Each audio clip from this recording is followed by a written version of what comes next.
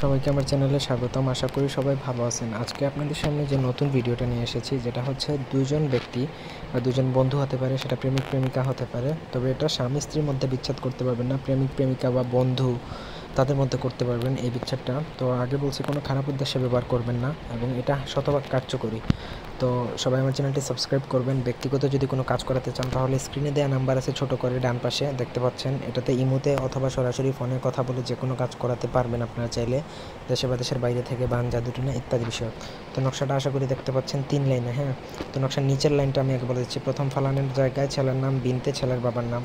দ্বিতীয় ফলানের জায়গায় ছেলে, মানে যদি ছেলে ছেলে হয় তাহলে দ্বিতীয় ফলানটাও একই থাকবে, ছেলের নাম ছেলের বাবার নাম দুজনের।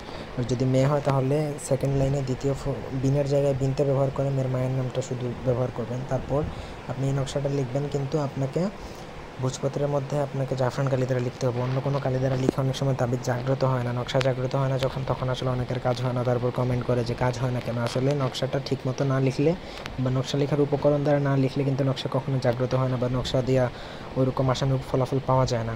তো তারপর জোহল সুতারা, মানে আপনি জোহরের সময় রৌদ্রের মধ্যে বসে মুখে তিতা কিছু রাখবেন, যেমন আপনি নিম পাতা বা তিতা জাতীয় কিছু রাখবেন, রেখে তারপর লিখবেন।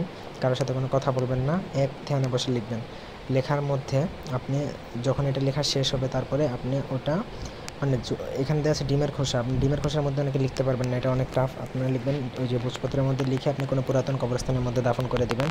আমি 1000% গ্যারান্টি দিয়ে দিলাম, যদি এটা করতে পারেন ঠিকঠাক মতো তাহলে তাদের মধ্যে আজীবনের জন্য বিচ্ছেদ হয়ে যাবে। এটা গ্যারান্টি দিয়ে দিলাম, আপনারা শতভাগ নিশ্চিত থাকেন। তো সবাই ভালো থাকুন, সুস্থ থাকুন, ধন্যবাদ।